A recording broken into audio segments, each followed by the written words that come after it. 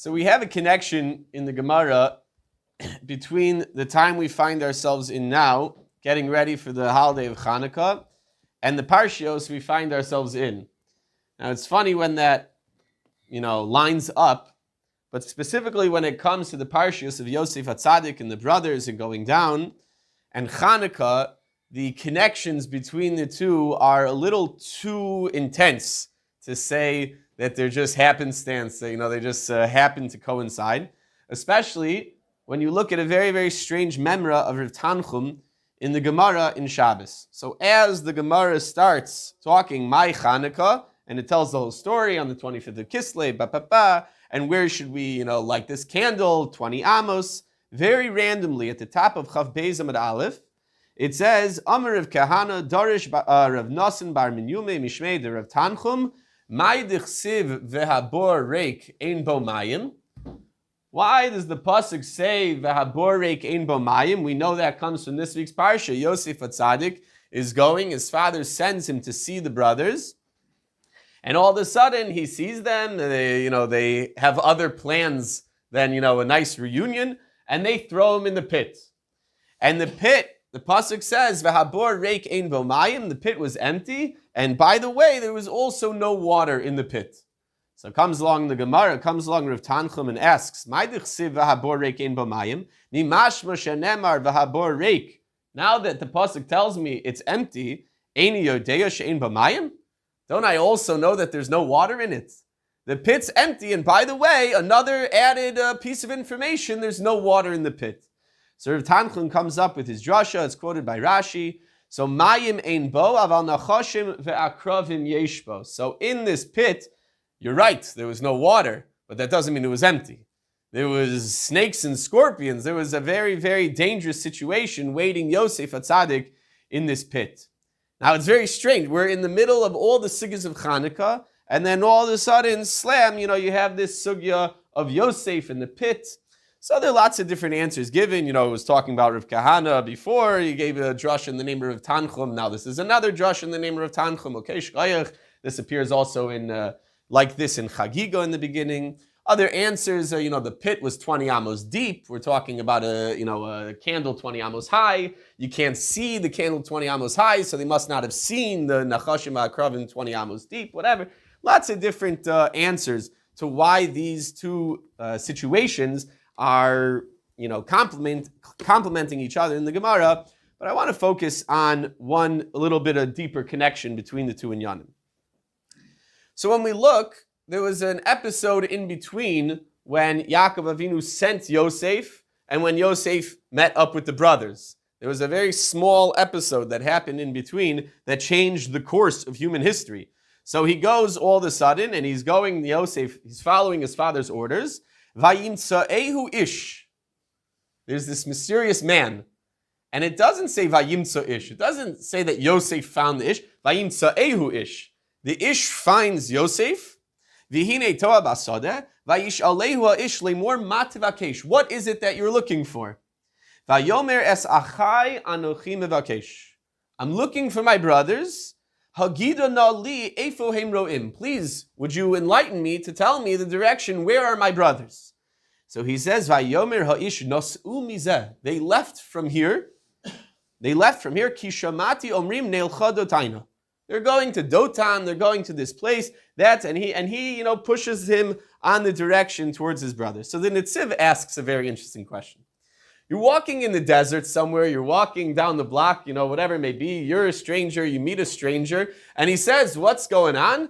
And you say, looking for my brothers. So what's the normal response to that? The normal response is, who are your brothers? Who are your brothers? And you say, do you know where they went? And he says, not only does he know who his brothers are, but he knows where specifically these random people that Yosef is asking about, he knows where they went. So the Netziv asks, excuse me, if we think this was a total stranger, you should say, were there like a bunch of guys around? There was one guy who was a little tall, one guy was wearing this, you had to describe them. All of a sudden, Yosef comes and says, my brothers, do you know where they are? How Umi hema echav. Why does this guy know who this guy is and know who his brothers are? V'gam ma she'ela hagida nali efo hem ro'im. Why would this guy know the whereabouts specifically of Yosef's brothers? So the Nitziv says that the Nakuda is that Yosef understood from the beginning that this was an angel. Chazal tell us that this was the Malach Gavriel that came along and was, pushing along as the Malach Gavriel does and is known to do in history. He pushes along the course of history in the way that the Ribono Shalom wants it to be. So Yosef recognized right away that this was a Malach, that he could ask him such a generalized question. The Nitziv doesn't have any other explanation. Why would a random man know who he is, know who his brothers are, know where the brothers are? So he says it must be that he was a Malach. It must be that Yosef knew he was a Malach, and he was asking him with the understanding that this Malach would know where his brothers were. So now you start to look at the pasuk again. Vayimtso'ehu ish. Meaning it sounds from the psukim, we always read it, that Yosef's just kind of like, roaming around, wandering, right? And he finds this guy. But the pasuk doesn't say that Yosef found the guy. It says the guy found Yosef. Vayimtso'ehu ish. The guy found him. The guy approached him. The guy appeared to him and say, what do you want? Now listen to the response. Yosef now knows that this is a malach. Yosef's understanding what the question was. Because we always ask, we always translate the pasuk as, who are you looking for? And he says, I'm looking for my brothers. But when you look at the pasuk closely, it doesn't say, who are you looking for? It says, what are you looking for? Ma tevakesh. What is it that you search for? Now Yosef understood he was being asked this question by a malach. He wasn't being asked this question by a random guy on the road. He was being asked by a malach, what is it that you are looking for? Now it's a much deeper question than who are you looking for? What is it that you want out of this exchange? What is it that you want from going and meeting up? Do you want to start trouble? Because you've been known to start trouble with the brothers. You've been known for the Lashon Hara. Vayave is diba samra al avihen. He brings, the bad, the Lashon Hara that they were speaking. What is it that you're looking for? Are you trying to start something? Answers Yosef, no. Es achai anochi mevakesh. I want achdus. I want achva. I want, a good feeling. I want family love. I want to go find them, and I want to put this whole thing behind us. I want to move on with the brothers. Now says the ish, Vayomer ha'ish nos'u mizeh. They moved from here. Says Rashi, nos'u mizeh. What does that mean? Heisiu atzman min ha'achva. Now it all makes sense. Heisiu atzman min ha'achva. They don't want what you want.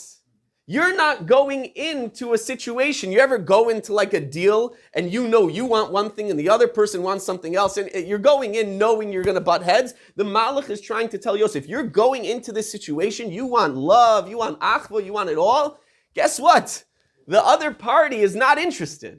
The other party has moved on from that possibility, so much so that we see before Yosef even gets there, they're already plotting to kill him. So Yosef wants the achva, Yosef wants the brotherhood, and the Malach tells him, I'm just telling you, this is not going to happen for you. This is not going to be the natural way that this outcome is going to come about. And says Yosef, I'm faced with a challenge. They don't want the achva, they don't want it, and he still goes. And he's moser nefesh, literally.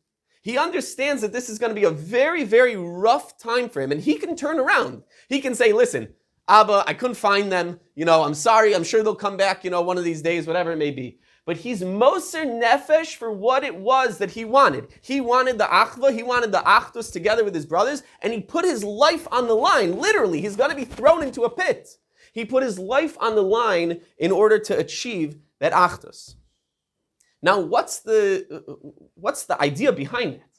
Why put your life on the line for achdus? We always talk about achdus. It's a very nice thing. B'yachad ninatzeach. We always say it's a wonderful thing. We'll all be together. It's fantastic. It's beautiful. But is there a deeper pshat in why a person would go after this achdus? So Nesiv Shalom brings down a wonderful medrash in this week's Parsha. The Vayeshev Yaakov, the medrash brings down, B'za'akcha yatzilucha kivutzecha. That when things get rough, how are we saved? We're saved by the fact that we're all together. Tani, Kinuso ukanus banav hatzilu miyad Esav. How did you get out of the dangerous position when Esav was coming after you? It was because you were together. It was because there was an achdus. And the Nesiv Shalom goes on and on and on through all the stories of the Avos. And he shows exactly why it was that the Avos were successful in all they tried to do. And it always comes down to this element of achdus. So much so that we saw last week that when's the one time where we're not so sure? Yaakov Avinu is like fighting with a malach. What does it say right before that? Vayevaser Yaakov levado. It was the moment Yaakov Avinu was alone. It was the moment he didn't have anyone. It was the moment where he was, completely by himself, that's when it came. That's when it pushed him. And so the Nesiv Shalom says, Anu lomdim mizeh shekol hamatzavim hakashim bo'u rak be'es hayosem yechidim. When do our struggles come about? When do we have our hardest time? It's when we're not together. It's when we don't group together with those around us. So what's pshat with Chanukah? We said the Gemara connects these stories with Chanukah. What's going on here? So the story of Chanukah makes no sense al piteva. You have Rabim biyad ma'atim, you have Giborim biyad chaloshim. In a natural sense, it doesn't make any logical, reasonable sense that we should have come out on top. And yet, the Jewish people looked around and they realized that there's one key that they have that no one else can have except for the Jewish people in this moment, and that is Mesiras Nefesh. They put their lives on the line. And when you put your life on the line, when you are Moser Nefesh for something, you go out of your normal, natural state, because the normal thing to do is to run away, is to, assimilate into the Hellenistic culture of Greece, whatever it may be. And your Moser Nefesh, you push yourself further beyond that natural state of being, Nisim come about. Nisim happen. So the Meshech Chachma brings down an incredible medrash. He says, V'haborek ein bo mayim. So the medrash says that when Yosef HaTzadik was coming back from the funeral of his father, he passed by this bore. He passed by the bore, and what did he do? Hitzitz bibor. He looked into the pit. Ulashem shamayim niskavein levarich baruch she'asa li nes b'makom hazeh. He made this wonderful bracha that thank you Hashem who performed a miracle for me in this place. So the Meshech Chachma asks the question, why is it that specifically in this makom Yosef made this bracha? There were lots of nisim that happened to Yosef HaTzadik. Lots of nisim. And specifically here is where he made the bracha. So says the Meshech Chachma, he quotes the Avud Raham. Davka sheyotza miderech hateva. Specifically in the place where the nes came outside of the derech hateva. Normally, there's a natural thing that occurs, and it was miraculous when you zoom out and you see the whole story and it's wonderful. But when there's mamish, a miracle that goes outside of teva, that's when you make the bracha. So I want to use my rabbinic poetic license over here to interpret this Abu Draham, because I think there's even a deeper message that he's trying to say. That it's not necessarily just talking about the nes. When the nes itself, when the action that comes about comes chutz miderech hateva. But I think you could read it a little differently. Says the Abu Raham, dafka sheyotza miderech hateva. Not the nes was out of nature. Not the nes was out of teva, but that he was chutz miteva. That he was Moser Nefesh. That Yosef HaTzadik realized this whole miracle of the boar. Why did it happen? Because he remembers that moment when the Malach came to him and the Malach said, Nos'u mizeh, they don't want achva, they don't want brotherhood, they don't want any love with you. And Yosef HaTzadik remembered that moment and he said, should I go or should I stay? What should I do? And he decided, in order for me to get this achva, it needs Mesiras Nefesh. I need, not the nes, I need to be Yotzei Miderech HaTeva. I need to go out of my natural way. I need to put aside what society would tell me is going to happen in this way, and I need to be Moser Nefesh for what I believe in. So Yosef HaTzadik had that discussion within his own self. What should I do? Should I stay? Should I go? Should I put my life on the line for this achva? And he goes, and you know what happened? A miracle happened. A nes happened to him. He was thrown into a pit with snakes and scorpions, and he came out unscathed. And he realized in that moment that in order to have achva, in order to have a nes occur, you need to be Moser Nefesh. You need to put your life on the line.